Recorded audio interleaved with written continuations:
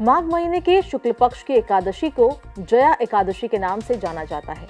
धार्मिक मान्यताओं के अनुसार ये एकादशी बहुत पुण्यदायी मानी जाती है और इसके प्रभाव से व्यक्ति को पिशाच योनि से मुक्ति मिलती है।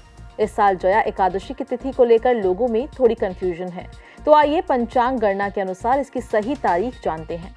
हिंदू पंचांग के अनुसार माघ माह के शुक्ल पक्ष की एकादशी तिथि 28 जनवरी को शाम 4:35 से शुरू होगी। वहीं 29 जनवरी को दोपहर 1:55 पर इसका समापन होगा। पंचांग गणना के आधार पर 29 जनवरी को जया एकादशी का व्रत किया जाएगा। पद्म पुराण में भगवान श्री कृष्ण ने खुद इस एकादशी का महत्व युधिष्ठिर को बताया था। जया का मतलब है जीत या विजय।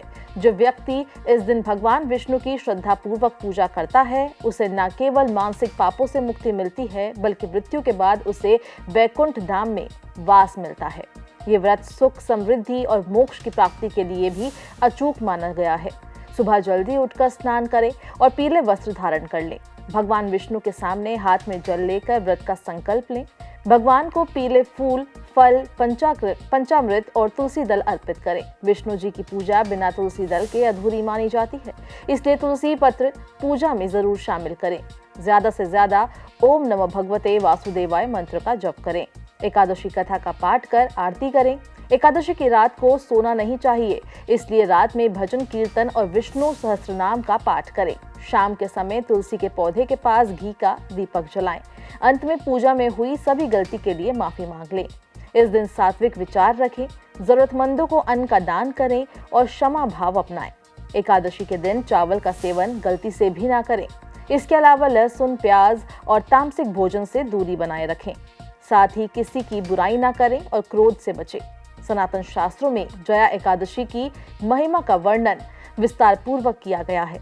इस व्रत को करने से व्यक्ति को प्रेत योनि से मुक्ति मिलती है। साथ ही साधक के पितरों को जगत के पालनहार भगवान विष्णु की कृपा से मोक्ष मिलता है। इस व्रत को करने से साधक की हर मनोकामना पूरी होती है। इस व्रत के महत्व के बारे में भगवान श्री कृष्ण ने धर्मराज युधिष्ठिर को दिया था। इस शुभ अवसर पर मंदिरों में लक्ष्मी नारायण जी की विशेष पूजा की जाती है। जया एकादशी के दिन भद्रावास और रवि योग का संयोग है। रवि योग में लक्ष्मी नारायण जी की पूजा करने से साधक को आरोग्यता का वरदान मिलता है। साथ ही करियर और कारोबार में नया आयाम मिलेगा। इस शुभ अवसर पर रोहिणी और मृगशिरा नक्षत्र का संयोग है। इन योग में भगवान विष्णु और मां लक्ष्मी की पूजा करने से साधक की हर मनोकामना पूरी होगी।